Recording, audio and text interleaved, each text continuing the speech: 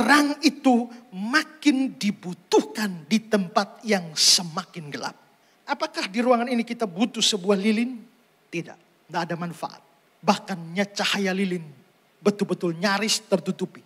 Tapi ketika di dalam sebuah hutan belantara yang gelap pada malam hari, cahaya lilin itu dibutuhkan. Makin gelap, makin dibutuhkan. Itu berarti bahwa dunia ini adalah dunia di luar Kristus yang gelap. Maka di mana ada kegelapan, kehadiran orang Kristen itu penting.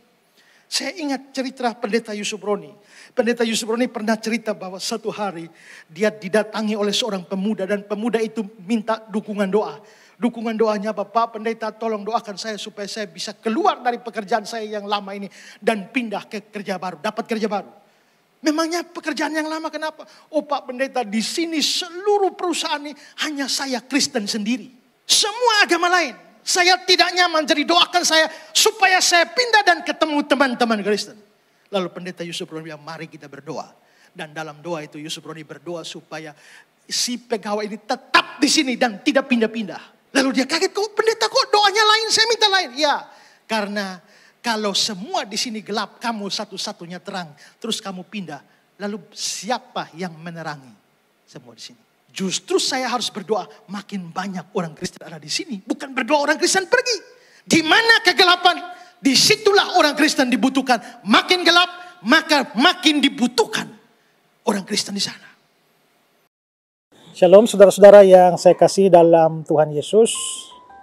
Berkembangnya industri perfilman di negara kita ini itu membawa angin segar bagi banyak pihak, dan juga termasuk di dalamnya adalah Pijar TV itu mempunyai kerinduan untuk memproduksi sebuah film rohani yang syarat dengan pesan Injil maupun juga pengajaran firman Tuhan. Karena itu Pijar TV bekerja sama dengan Yayasan Karya Bakti Esra Soru, juga dengan Gereja GKN Revival, dan juga dengan YGP itu berencana memproduksi sebuah film rohani pada bulan Desember yang akan datang dan diproduksi di Kota Kupang dengan judul Suatu Hari Nanti.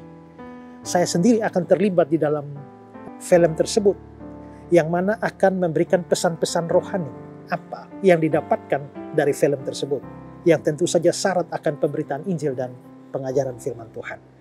Nah, untuk melaksanakan ini tentu saja membutuhkan biaya yang cukup besar, dan karena itu pada kesempatan ini saya juga meminta saudara-saudara untuk mendukung program atau rencana ini, rencana produksi film ini, baik melalui dukungan doa dan juga termasuk dukungan dana. Kalau saudara digerakkan Tuhan untuk ambil bagian dalam pekerjaan Tuhan ini, maka di layar saudara itu ada nomor rekening yang tertera di sana.